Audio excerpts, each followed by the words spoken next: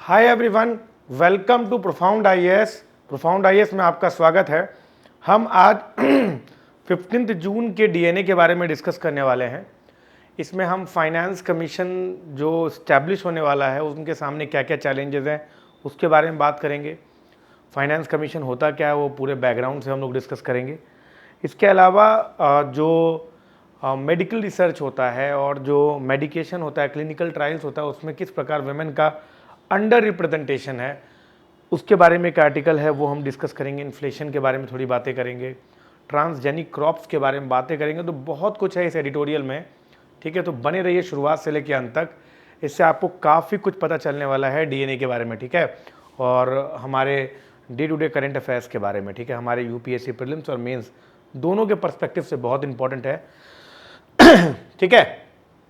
तो चलिए शुरू करते हैं, ठीक है। इससे पहले हम आगे बढ़ें, हम देख लेना चाहते हैं कि प्रोफाउंड आईएएस की तरफ से कौन कौन से इनिशिएटिव हैं जो स्टार्ट हुए हैं। जैसे फाउंडेशन कोर्स है 2024-25, अगर आप नेक्स्ट ईयर या next to next year exam देना चाहते हैं यूपीएससी का, तो वन स्टॉप सोल्यूशन है ये। 1 ईयर कंप्लीट कोर्स मिलेगा आपको, complete coverage prelims and mains, quality answer writing, test series, सब कुछ है इसमें, ठीक है। इसके अलावा यूपीएससी ज्योग्राफी ऑप्शनल 2024-25 है, बैच स्टार्ट हो चुका है। कंप्लीट कवरेज मिलेगा आपका पेपर 1 पेपर 2 का, mapping practice, comprehensive coverage of physical and human geography, answer writing sessions, काफ़ी कुछ है इसमें, ठीक है। इसके अलावा बात करें तो comprehensive course on UPSC mains mission 500 plus है, जिसमें हम लोग Indian and world history, post independence, art and culture, polity and governance, ethics, science and techs, सब कुछ है जो मेंस के पर्सपेक्टिव से इंपॉर्टेंट है। ये जो इस साल मेंस दे रहे हैं उनके लिए, और नेक्स्ट ईयर जो देंगे, और जिन्होंने मेरे 100 डेज़ के प्रोग्राम ज्वाइन किए थे पहले प्रीलिम्स के लिए, उनके लिए बहुत इंपॉर्टेंट कोर्स है जो एक्सक्लूसिवली मेंस के लिए पढ़ना चाहते हैं, ठीक है। और ये सभी चीज़ें आपको प्रोफाउंड आईएएस के ऐप पे मिलेगा। प्रोफाउंड आईएएस के ऐप का link, foundation course, geography optional और मेंस के कोर्स का सभी कुछ का जो लिंक जो है मैं आपको डिस्क्रिप्शन बॉक्स में डाल दिया हूँ। अच्छा, इसके अलावा हम सोशोलॉजी ऑप्शनल भी स्टार्ट करने वाले हैं, ठीक है, इसी मंडे से स्टार्ट करेंगे। तो दो student who want to really join the sociology optional, जो एक ग्रेटर इनसाइट चाहते हैं, वो इसको ज्वाइन कर सकते हैं। मैं इसका लिंक भी डिस्क्रिप्शन बॉक्स में डाल दूंगा जल्दी, ठीक है। तो चलिए शुरू करते हैं आज का एडिटोरियल। देखिए, सबसे पहले समझिए फाइनेंस कमीशन क्या होता है, ठीक है, तो आपको समझ में आएगा, ठीक। देखो हमारे यहाँ फेडरल सिस्टम है, ठीक है। हमारे यहाँ सिस्टम कैसा है? Federal system. फेडरल सिस्टम में क्या होता है? सिस्टम में सेंटर एंड स्टेट्स के पावर डिवाइडेड होते हैं, ठीक। अच्छा, ऑल ओवर इंडिया में कुछ मैटर्स में, स्पेशली यूनियन लिस्ट में, जो टैक्सेशन का पावर है वो केवल सेंटर के पास है, लेकिन पूरा का पूरा जो कंट्री है वो स्टेट्स में डिवाइडेड है। तो ये बात बनता है कि इस फेडरलिज्म को देखते हुए जो सेंटर टैक्सेस से पैसा कमाती है उसका डिस्ट्रीब्यूशन जो है वो बेसिकली स्टेट्स के साथ भी करे। कहने का मतलब ये हुआ कि सेंटर ऊपर है, स्टेट्स नीचे हैं। तो सेंटर जो भी पैसा, जैसे हमारे फैमिली में क्या होता है, पापा अर्न करते हैं, पूरी फैमिली मेम्बर में पैसे डिस्ट्रीब्यूट करते हैं।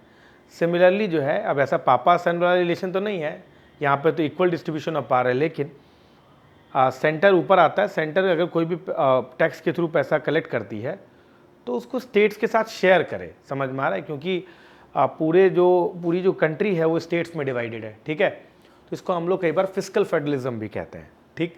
अब एक बात होता है, देखिए, डिवीजन के दो तरीके हो सकते हैं। सेंटर ने मान लीजिए 100 रुपये कमाया, अब उस 100 रुपये में से कितना पैसा स्टेट्स को देगी, इसे हम लोग कहते हैं वर्टिकल डिवोल्यूशन। समझ में आ रहा है? डिवोल्यूशन इसीलिए क्योंकि ये डिवीजन नहीं है। डिवोल्यूशन मतलब होता है कि किसी चीज़ को हमने पावर डिवॉल्व किया है, हम चाहें तो उसको मतलब कि उस पावर को वापस ले भी सकते हैं, इसे डिवोल्यूशन कहते हैं। इसीलिए हम लोग इसको कह रहे हैं वर्टिकल डिवोल्यूशन, कि भाई 100 रुपये अगर सेंटर के पास है तो कितना रुपये शेयर करेगी, ठीक है। दूसरा होता है कि अब जब मान लीजिए इन्होंने कहा कि मैं 41 रुपीज़ शेयर करूंगा, 15 फाइनेंस कमीशन ने कहा था कि मैं 100 में से 41 यानी कि 41% शेयर करूंगा स्टेट्स के साथ। अब सवाल उठता है कि स्टेट्स में ये पैसा कैसे बटे, है ना भाई सेंटर ने स्टेट को तो दे दिया, अब स्टेट्स में पैसा कैसे बटेगा? एक तो स्टेट तो है नहीं भाई, 28 स्टेट्स हैं इंडिया में। तो इसको हम लोग कहते हैं हॉरिजॉन्टल डिवोल्यूशन। इसको क्या बोला जाता है? एचडी, हॉरिजॉन्टल डिवोल्यूशन, और इसको हम लोग क्या कहते हैं, वर्टिकल डिवोल्यूशन। अब ये वर्टिकल डिवोल्यूशन और हॉरिजॉन्टल डिवोल्यूशन कौन डिसाइड करेगा, समझ में आ रहा है?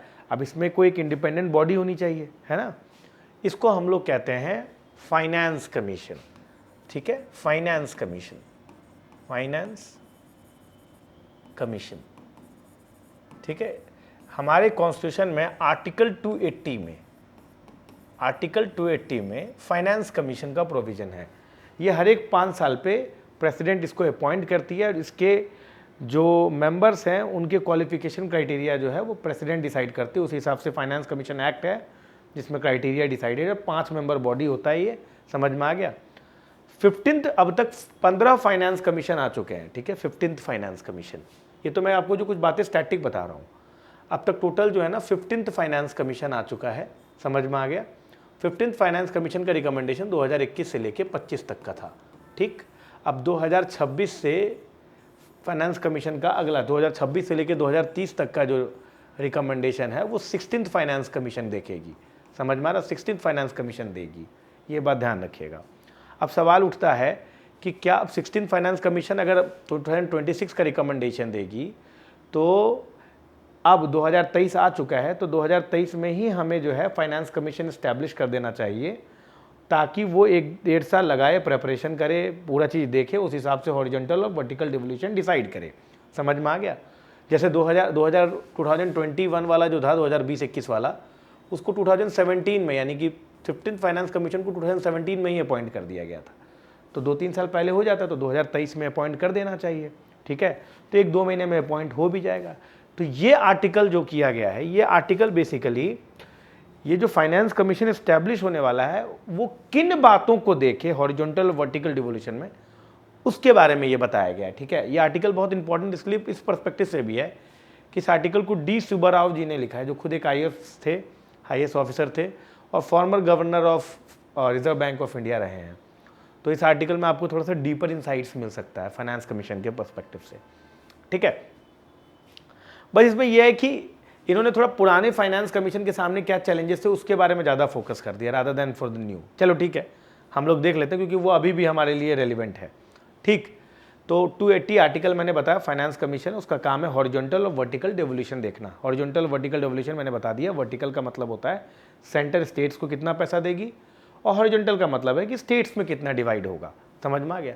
अब ये आर्टिकल कहता है कि जो 15th फाइनेंस कमीशन ने 41% का वर्टिकल डिवोल्यूशन रखा था, ठीक है, ठीक। तो इन्होंने कहा है कि इस 41% में बढ़ाने की कोई चांस नहीं है। कहने का मतलब कि सेंट्रल गवर्नमेंट के अपने खर्चे हैं, और सेंट्रल गवर्नमेंट अगर 41% से ज़्यादा पैसा डिवॉल्व कर देगी स्टेट को, तो फिर सेंट्रल गवर्नमेंट के पास इतना पैसा ही नहीं होगा कि वो अपने एक्सपेंडिचर को मीट कर सके, तो ये चैलेंज हो जाएगा।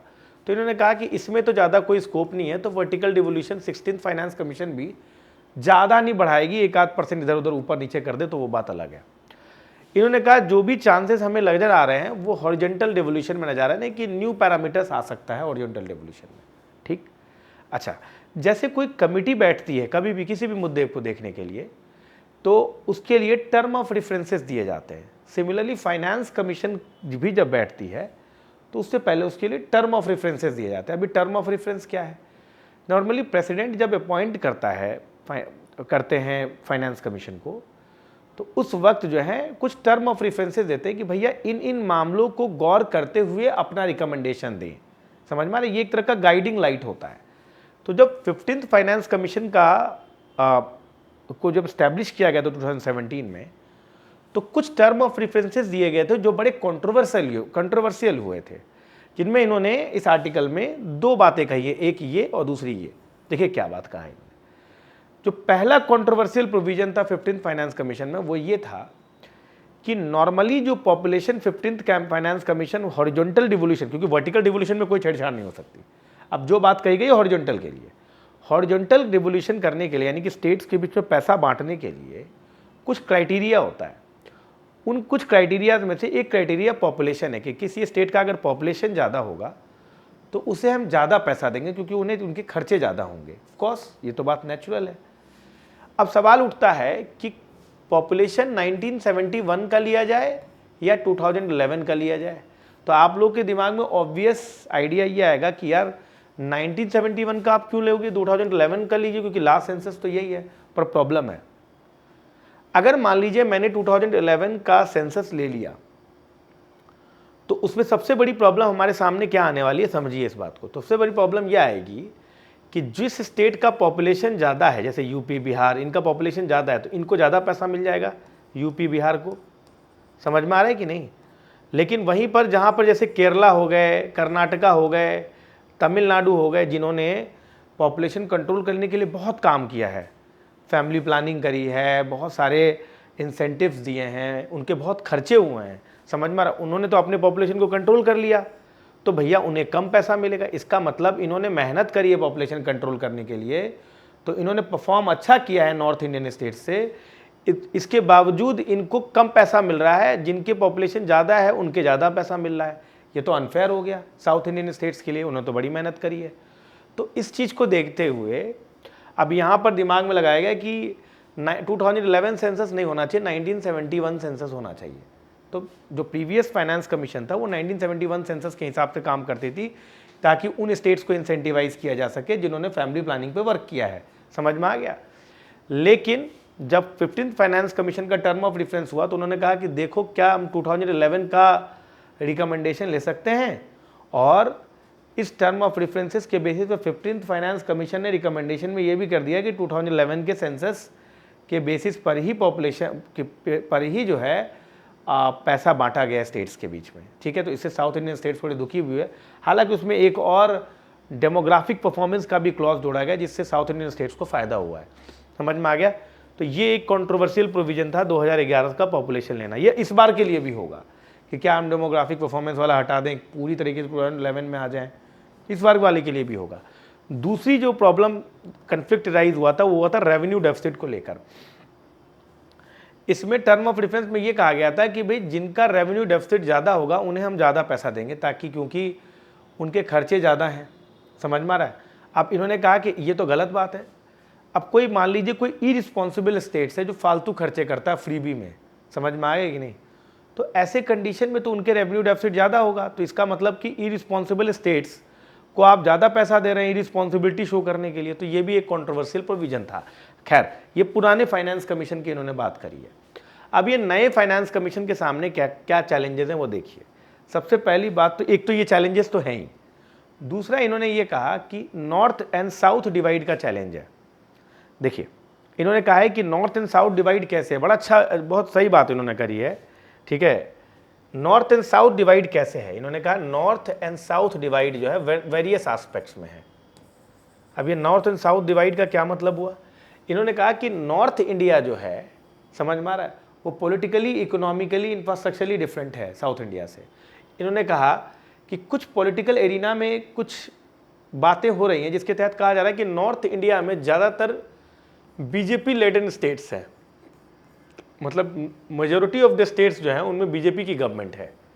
वहीं पर अगर हम साउथ इंडिया की अगर बात करें तो वहाँ पर ऑपोजिशन पार्टी की गवर्नमेंट है, समझ में आ रहा है आपको कि नहीं। तो politically there is a divide, और ये बात तो और ज़्यादा पक्की हो गई जब कर्नाटका में बीजेपी हार गई, कांग्रेस जीत गई, समझ में आया कि नहीं। तो नॉर्थ एंड साउथ डिवाइड आपको पॉलिटिकली नज़र आ रहा है। दूसरी बात अगर हम लोग देखें तो नॉर्थ इंडिया का जो इंफ्रास्ट्रक्चर है उससे साउथ इंडिया का इंफ्रास्ट्रक्चर काफ़ी ज़्यादा है। वहाँ पे आप अगर रेलवेज देखें और ट्रांसपोर्टेशन देखें, लॉजिस्टिक्स देखें, तो इंफ्रास्ट्रक्चर वाइज भी साउथ इंडिया नॉर्थ इंडिया के कंपैरिजन में ज़्यादा है, इंफ्रास्ट्रक्चर नॉर्थ इंडिया में कम है, समझ में आ रहा है। इंडस्ट्रीज़ का डेवलपमेंट भी साउथ इंडिया में ज़्यादा है, नॉर्थ इंडिया में कम है। सोशली भी अगर हम लोग देखें तो हेल्थ और एजुकेशन पे अगर हम लोग स्टेटस देखें तो साउथ इंडिया का बेटर है नॉर्थ इंडिया के कंपैरिजन में। तो इन्होंने कहा है कि there is a divide between North and South, समझ में आ रहा है। अगर हम लोग नॉर्थ इंडिया को अगर अफर्मेटिव एक्शन नहीं होंगे तो हो सकता है कि नॉर्थ इंडिया का ये डिवाइड साउथ इंडिया से और बढ़ता चला जाए। पर प्रॉब्लम ये है कि अगर हम नॉर्थ इंडिया को ज़्यादा पैसा देंगे, साउथ इंडिया को कम देंगे, तो साउथ इंडिया सोचेंगे कि हम परफॉर्म अच्छा करें तो हमें कम पैसा मिल रहा है। तो there is a challenge between North, मतलब इस तरह से फाइनेंस कमीशन के सामने ये बहुत बड़ा चैलेंज आ जाता है सामने, समझ में आ रहा है आपको कि नहीं है। ये बातें इन्होंने इस आर्टिकल में करी है नॉर्थ एंड साउथ इंडिया के डिवाइड के फॉर्म में। देखिए यहाँ पर इन्होंने बात करी है, अब जरा देखिए, ठीक है। तो नॉर्थ एंड साउथ डिवाइड में इन्होंने बात करी कि भाई बहुत सारे डिवाइड है, इनमें पॉलिटिकल भी है, इकोनॉमिक भी है और बहुत तरह की डिवाइड आपको सामने नज़र आ रहा है। ठीक है, तो एक तो सबसे बड़ी चैलेंज उन्होंने ये बोल दिया है ना, तो पॉपुलेशन, नॉर्थ साउथ डिवाइड, ये सब कुछ चैलेंजेस हैं। अब फाइनेंस कमीशन ने सेंट्रल गवर्नमेंट के बारे में कुछ रिकमेंडेशन देना चाहिए। अब इन्होंने कहा है कि फाइनेंस कमीशन की एक एडिशनल रिस्पॉन्सिबिलिटी है apart from this fiscal distribution, कि वो सेंट्रल गवर्नमेंट को कुछ समझाए, कुछ और रिकमेंडेशन दे। वो क्या रिकमेंडेशन है समझिए। देखिए, फाइनेंस कमीशन के सामने क्या काम है, जरा ध्यान सुनिए। फाइनेंस कमीशन सेंट्रल गवर्नमेंट के जो टैक्सेस होते हैं,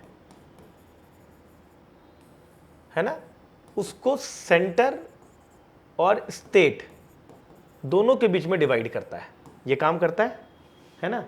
पर यहां एक प्रॉब्लम है, फाइनेंस कमीशन के अंदर केवल टैक्सेस आते हैं, समझ में आ गया, सेस एंड सरचार्ज नहीं आता। इसका मतलब कि अगर central government cess and surcharges वसूलेगी तो वो फाइनेंस कमीशन डिवाइड नहीं करेगी। अब एक प्रॉब्लम सामने देखने को मिला है रिसेंट टाइम्स में। सेंट्रल गवर्नमेंट क्या कर रही है कि टैक्सेस बढ़ाने के बजाय सेस एंड सरचार्जेस ज़्यादा से ज़्यादा लगा रही है। ऐसा देखने को मिला है कि पिछले 10 साल में दोगुना हो गया है सेस एंड सरचार्जेस। जो कभी टेम्पोररी और किसी पर्टिकुलर अरेंजमेंट के लिए हुआ करता था, अब वो एक मैंडेटरी अरेंजमेंट हो गया है, सेस एंड सरचार्जेस। समझ में आ रहा है कि नहीं?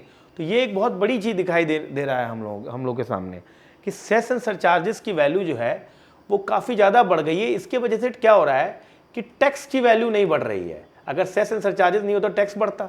इससे क्या होता है कि सेंट्रल एंड स्टेट गवर्नमेंट के बीच में, सेंट्रल और स्टेट के बीच में डिस्ट्रीब्यूशन बढ़ता, स्टेट को ज़्यादा पैसा मिलता। इस तरीके से ये एक तरह की बेईमानी है कि आप टैक्सेस को स्टैग्नेंट रखे हुए हैं और सेस एंड सरचार्जेस को बढ़ा बढ़ाकर अपने पूल को ज़्यादा बढ़ा रहे हैं। सेंट्रल गवर्नमेंट अपने पास पैसा ज़्यादा रख रही है। तो ये पहला चैलेंज उन्होंने बोला कि भाई ये गलत बात है कि सेस एंड सरचार्जेस का जो कोनोड्रम है इसको कम करना चाहिए। अभी देखने को मिला है कि पिछले दशक में आपने सेस एंड सरचार्जेस की वैल्यू दोगुनी कर दी है ताकि उसको डिवाइड ना करना पड़े। समझ में आ रहा है? देखिए, जो चीज़ आप डायरेक्टली नहीं कर सकते वो इनडायरेक्टली भी नहीं कर सकते, कलरेबल लेजिस्लेशन के अंदर आता है। तो ये चीज़ है। दूसरी बात इन्होंने कहा कि ये जो फ्रीबीज है ना, उस पर आपको रीस्टेंट करना चाहिए। इन्होंने कहा कि जो फ्रीबीज होते हैं उनको रीस्टेंट करना चाहिए। आप कहेंगे फ्रीबीज क्या होता है? ये जो मुफ्त में आप चीज़ें देते हो ना, कि चावल दे दिया, अनाज दे दिया, इनको थोड़ा रीस्टेन करिए। इससे क्या होता है ना, फिजिकल प्रेशर पड़ता है। अब ऑथर ने कहा है कि भारत ऐसे कंट्री जो कि गरीब है, गरीबों की संख्या ज़्यादा है, पॉवर्टी में लोग रहते हैं, वहाँ पर इस टाइप की चीज़ें बात करना कि फ्रीबीज कम करिए, ये थोड़ा क्रूएल लगता है। लेकिन एक बात समझिए आप कि फ्रीबीज देकर आप उतना वेलफेयर नहीं कर सकते जितना फ्रीबीज रोक कर आप ज़्यादा वेलफेयर कर सकते हैं।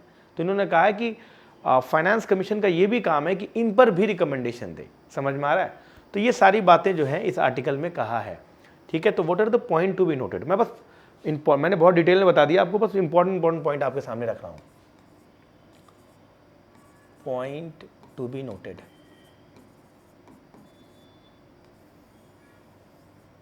ठीक। सबसे पहली बात क्या कही इन्होंने? सबसे पहला इन्होंने ये कहा कि फाइनेंस कमीशन का रोल जो है वो 1991 के बाद इंक्रीज़ हुआ है। क्यों इंक्रीज़ हुआ है? ठीक है, और 2014 के बाद तो और भी हुआ है क्योंकि प्लानिंग कमीशन वगैरह हट गई है, और 1991 के बाद जब एलपीजी रिफॉर्म्स आया है तो इन दोनों केसेस में फाइनेंस कमीशन का रोल बढ़ गया है। ठीक। दूसरा चीज़ इन्होंने कहा कि जो 15th फाइनेंस कमीशन था, 15th फाइनेंस कमीशन जो था, उसके सामने जो टर्म ऑफ रेफरेंसेस है उसमें एक पॉपुलेशन को लेकर मुद्दा था। एक सबसे बड़ा मुद्दा पॉपुलेशन को लेकर था कि भाई 1971 का पॉपुलेशन सेंसस लिया जाए या 2011 का लिया जाए। और दूसरी बात जो इनके सामने करी गई थी वो किसकी बात की गई थी? याद करिए, बहुत इंपॉर्टेंट बात मैंने आपको बताया था कि जो दूसरी बात इनके सामने की गई थी वो किसको लेकर की गई थी? जरा गौर करिएगा, रेवेन्यू डेफिसिट को लेकर की गई थी। दूसरी बात इन्होंने करी थी रेवेन्यू डेफिसिट को लेकर। तो ये मुद्दा तो इस बार भी रहेगा कि किसको कितना मिलना चाहिए। इसके अलावा फाइनेंस कमीशन के सामने दो मुद्दे और भी हैं। पहला मुद्दा इनके सामने ये है, ठीक, कि ये सेस एंड सरचार्जेस पर रिकमेंडेशन दे कि भाई ये एक ऑल्टरनेटिव टैक्स अरेंजमेंट नहीं होना चाहिए। और दूसरा जो इन्होंने बात कही है कि फ्रीबीज को लेकर जो है गवर्नमेंट को सजेशन देना चाहिए। ये सारी बातें आपके सामने करी गई है। अच्छा, अब आपके सामने आता है क्वेश्चन, क्या पूछ सकता है यूपीएससी? यूपीएससी कह सकता है कि what is the role of Finance commission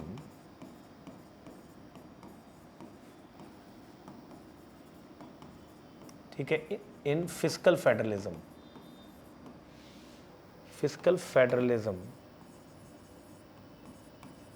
in India. ठीक है, discuss the challenges and remedies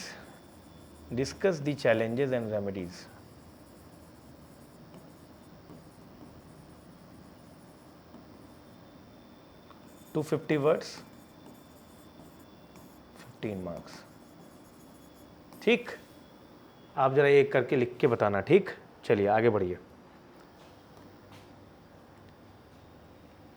चलिए अब अगला आर्टिकल क्या है जरा देखें।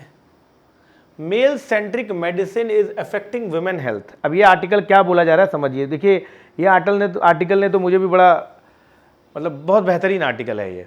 देखिए अक्सर हम लोग ना मैन और वुमेन पैरिटी की बात करते हैं, वुमेन एम्पावरमेंट की बात करते हैं, हेल्थ सेक्टर में भी बात करते हैं कि वुमेन हेल्थ पर हमें ध्यान देना चाहिए, लेकिन इस पर्सपेक्टिव से हमने बात नहीं किया है। ये आर्टिकल क्या कह रही है, जो निष्ठा गौतम जी इस आर्टिकल की ऑथर हैं, वो कहती हैं कि इनकी बेटी न्यूरोलॉजिस्ट के पास गई, तो न्यूरोलॉजिस्ट ने कहा कि बेटा अगर तुम लड़का होती तो तुम्हारे लिए बहुत सारी दवाइयाँ थी, पर चूंकि तुम लड़की हो तो मेरे पास ऑप्शंस कम है। अब ये बात का क्या मतलब बनता है? देखिए क्या है कि कभी भी कोई भी दवाई जब मार्केट में आता है, ठीक है, तो उससे पहले क्लिनिकल ट्रायल्स होते हैं। ऐसा देखा गया है कि क्लिनिकल ट्रायल्स में ज़्यादातर मेल होते हैं, फीमेल तो होती नहीं है। समझ में आ रहा है? अब देखिए मेल का जेनेटिक मेकअप और फीमेल का जेनेटिक मेकअप डिफरेंट है। मैं ये नहीं कह रहा हूँ कि फीमेल वीक है, मेल वीक स्ट्रॉन्ग है, ऐसा कुछ नहीं है।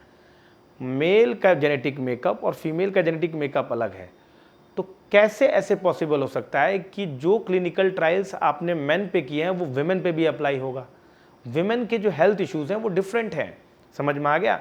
इसीलिए जितने भी क्लिनिकल ट्रायल्स होते हैं उसमें विमेन का पार्टिसिपेशन होना बहुत ज़रूरी है, विमेन सेंट्रिक ड्रग्स का होना बहुत ज़रूरी है। ये बात अच्छा, इन्होंने तो क्लिनिकल ट्रायल्स के बारे में बताया। दूसरी बात इन्होंने कही कि ऐसा नहीं है, डायग्नोसिस, डिजीज़ फंडिंग, इन सब में भी बहुत सारा प्रॉब्लम है। इन्होंने कहा कि जैसे जो विमेन सेंट्रिक डिजीज़ होते हैं, समझ में आ रहा है, इन्होंने बहुत सारे डिजीज़ के नाम भी लिए, समझ में आ रहा है। तो इन्होंने कहा कि जो विमेन सेंट्रिक डिजीज़ जो होते हैं वो विमेन ओनली इशूज़ माने जाते हैं, तो उस पर जो लोग फंडिंग करते हैं वो भी बहुत कम फंडिंग होता है। अगर इन्होंने कहा कि अगर मेंस्ट्रुएशन मेन का भी होता तो $1 मिलियन फंडिंग होता, लेकिन चूंकि वो केवल फीमेल का है तो उस पर फंडिंग बहुत कम है।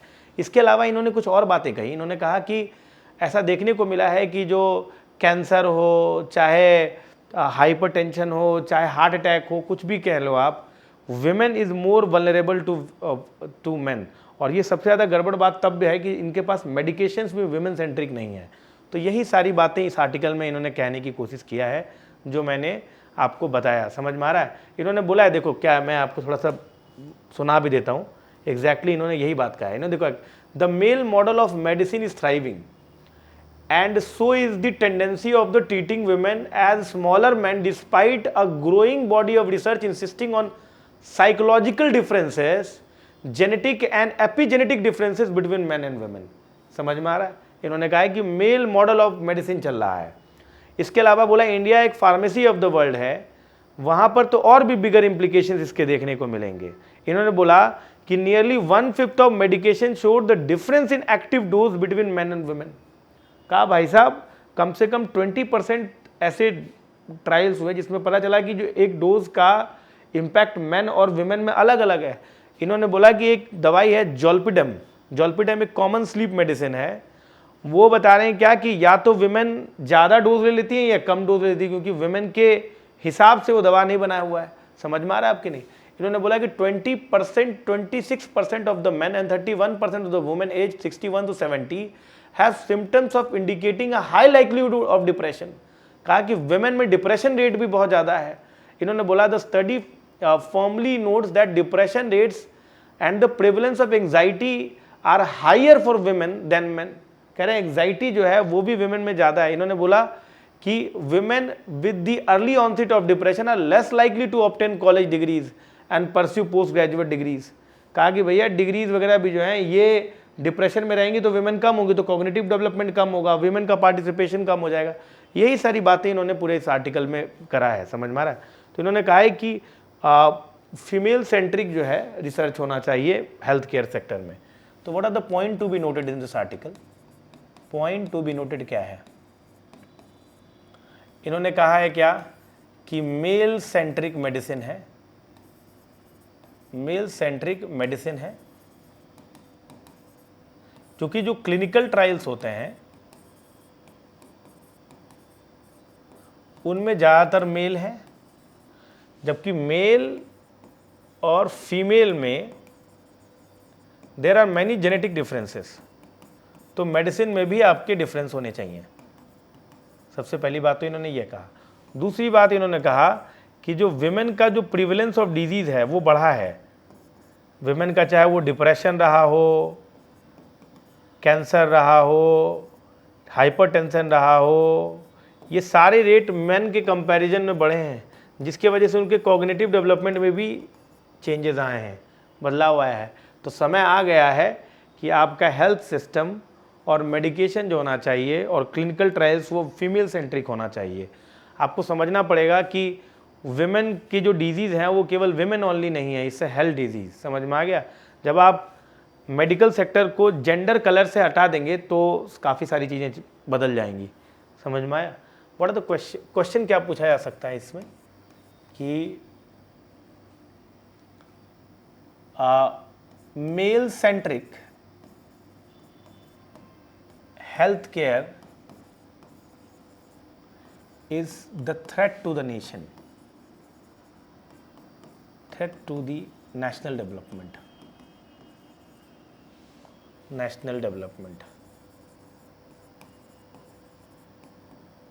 समझ में आ रहा? Critically analyse.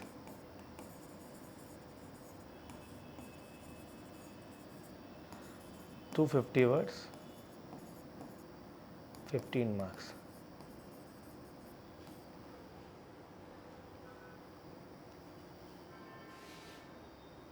बेस बूस्ट, देखिए इन्होंने क्या कहा है इस आर्टिकल में, ये कुछ ज़्यादा नहीं है। इन्होंने कहा है कि जो इन्फ्लेशन है CPI वो घटा है, समझ में आ रहा, 4-4.5% के करीब हो गया है। इसका बहुत बड़ा कारण ये है कि फूड के प्राइसेस घट गए हैं। लेकिन उन्होंने दो चीज़ें बताया कि जो पल्स का रेट है, जो कि प्रोटीन मतलब कि जो पुअर वेजिटेरियंस के लिए प्रोटीन का बहुत बड़ा सोर्स माना जाता है, उसका रेट बढ़ा है। उसके प्राइसेस को कम करना चाहिए। उसके कम करने के लिए गवर्नमेंट ऑफ इंडिया ने 2 जून को एक इनिशिएटिव लिया कि भाई जितनी भी जो होर्डिंग हो रही है पल्स की उसको बंद किया जाए, समझ में आ गया। और उस पर लिमिट लगा दिया गया कि भाई इससे ज़्यादा नहीं कर सकते आप होर्ड। इसके अलावा जो मिल्क वगैरह हैं उनके भी रेट बढ़ने की वजह से ये कंसर्न है।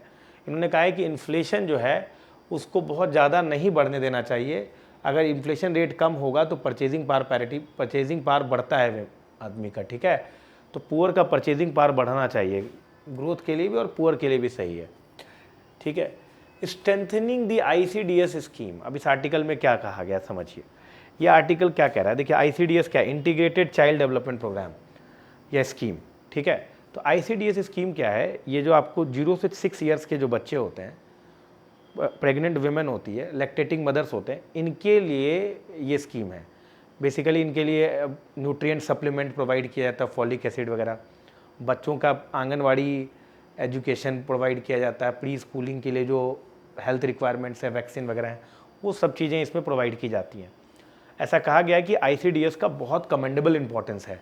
इन्होंने इसी आर्टिकल में बोला कि ICDS के वजह से, चूँकि इनिशियल ईयर मतलब बच्चों के इनिशियल ईयर में हम लोगों ने इन्वेस्टमेंट किया है, इसके वजह से क्या होता है कि बच्चे का मानसिक कॉग्निटिव डेवलपमेंट होता है।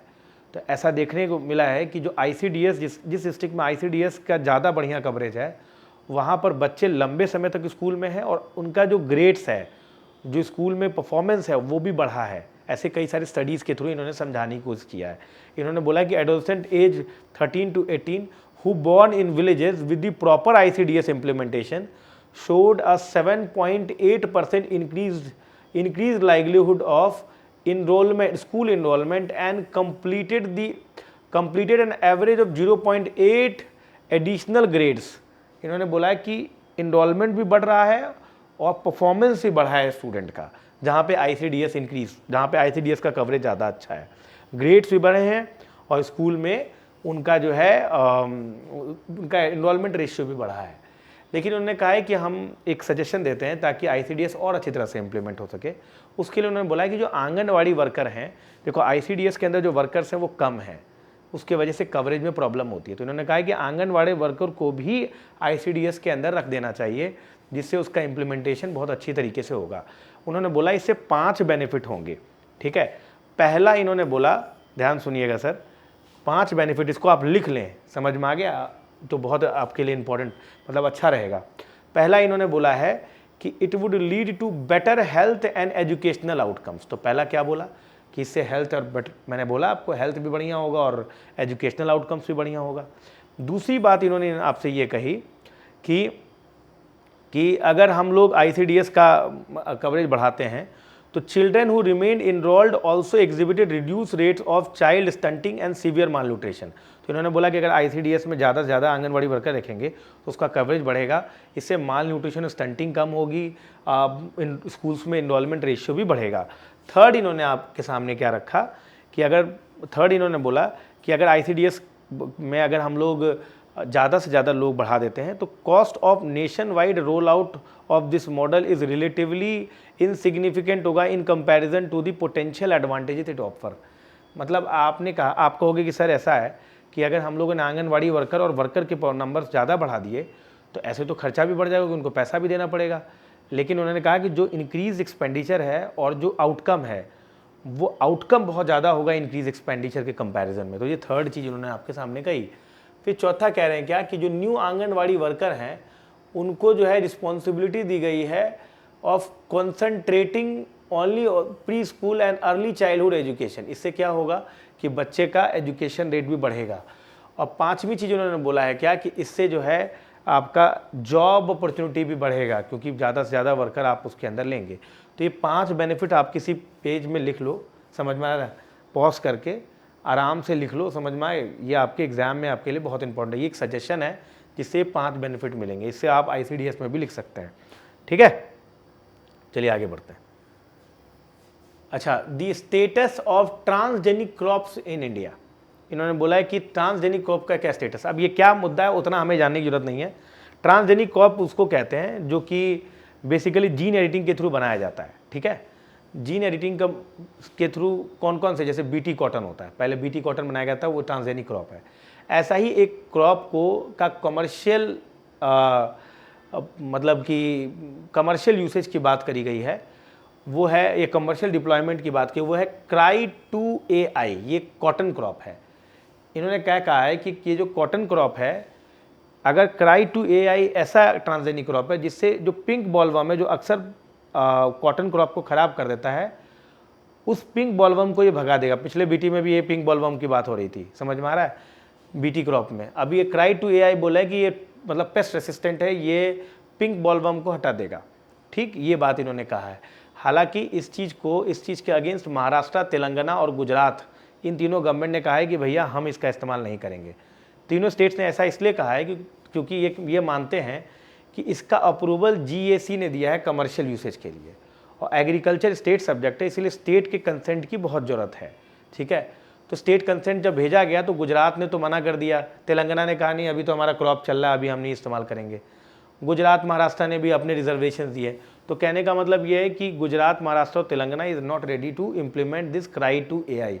प्रीलिम्स के पर्सपेक्टिव से आपसे पूछ सकते हैं कि Cry2AI क्या है ना, तो आप बोलेंगे कि ये sir transgenic crop of cotton, ठीक, ये ध्यान रखिएगा। इसके अलावा railway board has warned against shortcut followed buy signal staff. आपको पता है कि बालासोर में एक कभी ट्रेन एक्सीडेंट हुआ है, 310 एक्सीडेंट, उसमें आपको पता है ना कि 3 ट्रेनें टकरा गई थी कोलिजन, आपको पता ही होगा ये मुद्दा। उसमें सिग्नलिंग प्रॉब्लम हुआ था, ठीक है। तो इसमें क्या करते हैं, सिग्नल स्टॉप शॉर्टकट का इस्तेमाल करते हैं, उससे क्या करते हैं, इंटरलॉकिंग बाईपास कर देते हैं। अब वहाँ पर भी यही हुआ था कि इंटरलॉकिंग बाईपास हुआ है, तो इसी पर जो है रेलवे बोर्ड ने वार्न किया है कि इस टाइप के शॉर्टकट मेथड नहीं अपनाए जाएंगे, ये इस बात का ध्यान रखिएगा। ठीक है। लॉ कमीशन ने फ्रेश इनपुट मांगा है यूनिफॉर्म सिविल कोड को लेकर। यूनिफॉर्म सिविल कोड क्या है, हमारे आर्टिकल 44 में यूनिफॉर्म सिविल कोड की बात की जाती है। इसमें ये होता है कि जो पर्सनल लॉज हैं उनमें यूनिफॉर्मिटी रहे। हमारे यहाँ पर्सनल लॉज में यूनिफॉर्मिटी नहीं है, हालांकि जुडिशियली ऑलमोस्ट यूनिफॉर्मिटी आ गई है, पर इसे हम लोगों ने लेजिस्लेटिव मैनर में यूनिफॉर्मिटी नहीं किया। तो ये पर्सनल लॉ पर यूनिफॉर्मिटी लाने की बात कही जा रही है। इंडिया ऐसे डाइवर्स कंट्री में इट्स अ बिग चैलेंज। तो वहीं पर लॉ कमीशन ने डिफरेंट इनपुट्स मांगे कि भाई आप क्या चाहते हैं इसमें। ठीक है, तो इसकी बात की गई है। This is all for today. We have discussed 3 major editorials and few other important articles. देखिए, मैं वही आर्टिकल्स डिस्कस करता हूँ जो मुझे लगता है कि एकदम आपके एग्जाम के लिए दी मोस्ट इंपॉर्टेंट है। फालतू बढ़ाना नहीं चाहता मैं 1-1.5 घंटे एडिटोरियल को। रीज़न ये है कि इससे आपका भी नुकसान होगा, आप नहीं देख पाओगे उतना, समझ में आ रहा है। और वो फालतू की इन्फॉर्मेशन अपने दिमाग में भरने से कोई फ़ायदा नहीं। वही पढ़िए जो एग्जाम के पर्सपेक्टिव से इंपॉर्टेंट है। ठीक है, आप डायरेक्टली इस एडिटोरियल पर भी रिलाई कर सकते हैं, और इस एडिटोरियल के देखने के बाद अगर आप न्यूज़पेपर पढ़ेंगे तो और जल्दी से पढ़ पाएंगे। दोनों ही काम कर सकते हैं, समझ में आ रहा है। तो ये एडिटोरियल आपके लिए बहुत इंपॉर्टेंट है, क्वालिटी कंटेंट है। आप इसको ज़रूर देखिए, अपने दोस्तों में फैलाइए, दोस्तों को बोलिए कि उसे देखें। अगर आपको ये वीडियो पसंद आया तो इसे लाइक ज़रूर करें। ठीक है, अगर कोई भी प्रॉब्लम है तो आप कमेंट सेक्शन में कमेंट जरूर करें। जितनी भी इन्फॉर्मेशन रिलेटेड टू कोर्सेज मैंने डिस्क्रिप्शन बॉक्स में डाल दिया है। और अगर आप चैनल पर नए हैं तो सब्सक्राइब जरूर करें, क्योंकि 50-60% बच्चे ऐसे हैं जो डीएनए देखते तो हैं पर सब्सक्राइब नहीं करते हैं। प्लीज़ सब्सक्राइब करिए, ये डायरेक्ट और इनडायरेक्ट मोटिवेशन है मेरे इस काम के लिए। मैंने आपसे कोई भी चार्जेस इस पर नहीं इम्पोज किया है, तो कम से कम आप सब्सक्राइब करके आप मुझे मोटिवेट कर सकते हैं। Thank you all of you, bye bye.